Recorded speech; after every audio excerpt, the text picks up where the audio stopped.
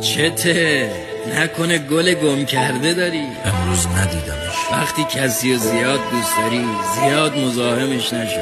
آدما وقتی ببینن براشون همیشه وقت داری نادیدت میگی. فقط خواستم احترام بذارم. تو هر چقدر به یکی احترام بذاری در آخر اون به اندازه فهمش با تو رفتار میکنه. شاید عوض شد. آدما به مرور عوض نمیشن، مشخص میشه. این آدمای 70 ساله حرف میزنی و ما کم سن و سال ترین سالمندان تاریخ. من بهش فکر نمی کنم. حرف مفته، فقط کافیه شب بشه. دلم گرفته. همیشه دلت از کسایی میگیره که برای خوشحالیشون همه کار کردی. یعنی عاشق شدم؟ چیزی که داره نابودت میکنه اسمشو عشق نزن.